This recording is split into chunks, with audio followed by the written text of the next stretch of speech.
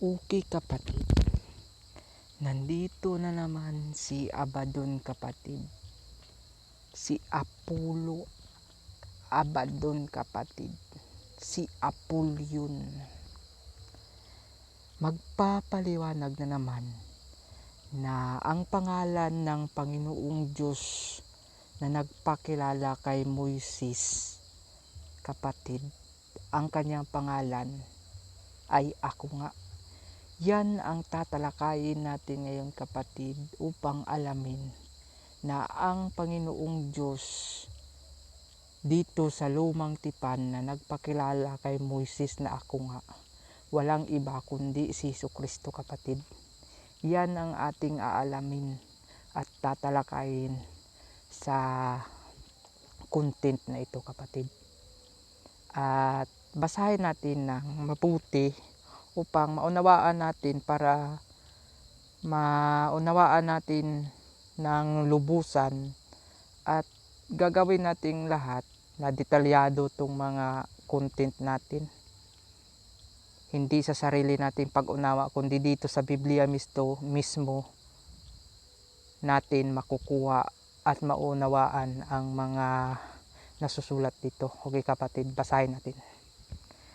At sinabi ni Moises sa Diyos, narito, pagdating ko sa mga anak ni Israel, at sasabihin ko sa kanila, sinugo ako sa inyo ng Diyos ng inyong mga magulang. At sasabihin nila sa akin, ano ang kanyang pangalan? Anong sasabihin ko sa kanila? At sinabi ng Diyos kay Moises, ako yaong Ako Nga. At kanyang sinabi, ganito ang sasabihin mo sa mga anak ni Israel, sinugo ako sa iyo ni Ako Nga. Okay kapatid, ito ang aalamin natin kapatid, na ang pangalan ng Panginoong Diyos na nagpakilala kay Moises doon sa lumang tipan dito sa Exodus kapatid, aalamin natin na ang Ako Nga kapatid, na Panginoong Diyos na nagpakilala kay Moises, walang iba kundi si Jesucristo. Dahil si Jesucristo ay nagpakilala rin sa mga Paraisiyo kapatid, sa mga Hudiyo, na siya ay Ako Nga. Siya ay Ako Nga daw kapatid. Ibig sabihin kapatid, ang Diyos na ito kapatid, at si Jesucristo, ang Panginoong Diyos na ito kapatid, na nagpakilala kay Moises, walang iba kundi si Jesucristo. Yan ang aalamin natin doon sa bagong tipan, na nagpakilala si Jesucristo sa mga Hudiyo o mga Parisyo na Ako Nga kapatid. Pupunta tayo doon sa John chapter 8 verse 58.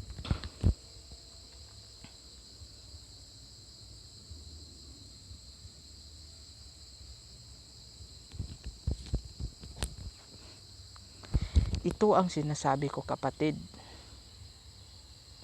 na si Jesucristo ay nagpakilalang Ako Nga sa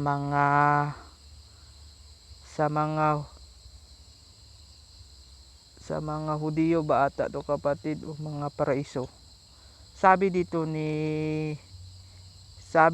sa verse 57 kapatid, sinabi nga sa kanya ng mga Hudiyo, sa mga Hudiyo kapatid, nagpakilala si Jesucristo na Ako Nga. Sinabi sa kanya ng mga Hudiyo, wala ka pang 50 taon at nakita mo si Abraham? Sinabi sa kanila ni Jesus, katotohanang sinasabi ko sa inyo, bago ipinanganak si Abraham ay Ako Nga. Okay kapatid, napakalinaw na sinabi ni Jesucristo na bago pa ipinanganak si Abraham ay siya nga, o siya na kapatid. At nagpakilala din ang Panginoong Diyos doon sa Exodus kay Moises na Ako Nga. Ito ang mga katibayan kapatid, na si Jesucristo talaga ay Diyos. Panginoong Diyos talaga siya. Dahil bago pa si Abraham ay siya nga kapatid. At aalamin natin kapatid na nagpakilala din si Jesucristo sa kanyang mga apostol na ako nga sa harapan ng kanyang mga apostol. Pupunta tayo doon sa John 13 kapatid.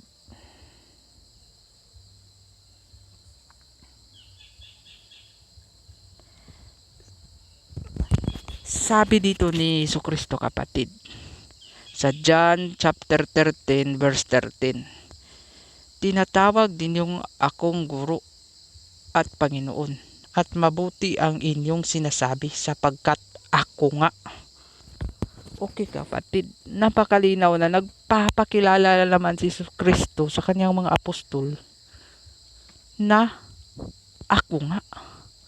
At ang Diyos sa lumang tipan kapatid, na Panginoong Diyos sa lumang tipan, nagpakilala kay Moises, ako nga. So,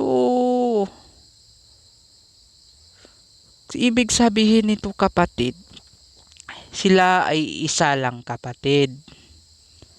Kaya sinabi ni Jesucristo sa John chapter 10 verse 25 kapatid, dito tayo. Dito sa verse 25 kapatid, John chapter 10 verse 25. Kaya sinabi ni Jesucristo kapatid, ang mga gawang ginagawa ko sa pangalan ng aking Ama ay siyang nagpapatutuo sa akin. Ibig sabihin kapatid na siya at ang Ama ay isang Diyos lang. Siya yung Diyos sa lumang tipan na nagpakilala kay Moises bilang ako nga. Dahil ang lahat ng kanyang mga ginagawa kapatid sa pangalan ng Ama ay siyang nagpapatutuo sa kanya. Yung binuhay niya yung patay, yung pinagaling niya yung mga pilay, yung pinagaling niya yung mga kitungin, yun ang mga ebidensya kapatid na nagpapatutuo na si Jesucristo kapatid ang tunay na Diyos Ama. Dahil kapatid, sabi ni Jesucristo dito sa verse 8 kapatid, verse 28 kapatid, at sila'y binigyan ko ng walang hanggang buhay, at kailanmay hindi sila malilipol at hindi sila aagawin ng ninuman sa aking kamay. Ang aking Ama na sa kanila ay nagbigay sa akin ay lalong dakila kaysa lahat, at hindi sila maaagaw ninuman sa kamay ng Ama. Ako at ang Ama ay iisa. Napakalinaw kapatid na sinabi ni Kristo na siya at ang Ama ay iisa. Ibig sabihin kapatid, iisang Diyos lang kapatid. Siya yung Diyos na nagpakilala kay Moises na ako nga. Kapatid, dahil siya at ang Ama ay iisa. Dahil ang kanyang mga ginagawa kapatid sa pangalan ng Ama ay siyang nagpapatutuo sa kanya. Dahil tanging ang Diyos lamang kapatid ang makapagbibigay ng buhay na walang hanggan sa mga tao. Yan ang mga katibayan kapatid na nagpapatutuo na si Jesucristo talaga at ang Ama ay isa lang kapatid. Siya ang Alpha at ang Omega. Hindi na natin kailangan pang humana pa ng Ama kapatid. Dahil ang nakakita kay Jesucristo ay nakakita na sa Ama. Kapatid, siya at ang Ama ay isa lang kapatid. Siya ang Diyos sa lumang tipan na nagpakilala nga ako nga kay Moises. At siya rin ang Panginoong Diyos na nagpakilala sa mga Hudiyo at sa kanyang mga apostol na ako nga. Kaya gusto siyang batuhin ng mga paraiso dito kapatid o mga Hudiyo, dahil sa akala ng mga Hudiyo o mga paraiso na nambubusong siya sa pangalan ng Diyos dahil sinabi niya nga siya at ang Ama ay isa. Kaya gusto siya batuhin dito kapatid at nagsidampot uli ng mga bato ang mga Hudiyo upang siya ay batuhin. Kaya ang ibig niyan sabihin, kaya gusto batuhin ng mga Hudiyo siya kapatid dahil sinabi ni Jesucristo na siya at ang Ama ay isa. Ibig sabihin nun kapatid, si Jesucristo ay Diyos. Pamumusong ang ginagawa ni Jesucristo. Yan ang dahilan kung bakit gustong batuhin ng mga Hudiyo si Jesucristo. Naiintindihan nyo na kapatid kung bakit gustong batuhin ng mga Hudiyo si Jesucristo, dahil sa tingin ng mga Hudiyo, naintindihan nila na ang ibig sabihin ni Jesucristo na siya ang Diyos. Dahil ang lahat ng kanyang ginagawa sa pangalan ng Ama ay siyang nagpapatutuo sa kanya na siya at ang Ama ay iisa. Kaya sa tingin ng mga Hudiyo, ito ay isang pamumusong. Hindi nila nauunawaan, kapatid, ang mga sinasabi ni Jesucristo dahil hindi sila ang mga tupa ni Jesucristo. Dahil ang mga tupa ni Jesucristo ay nakikinig sa kanya. Kaya sinabi niya dito, kapatid, sa verse 26, datapwat hindi kayo nagsisampalataya sapagkat hindi kayo sa aking mga tupa. Itong mga Hudiyo na to, kapatid, hindi ito ang mga tupa, hindi sila nagsisimpalataya kay Jesucristo, kaya gusto nilang batuhin.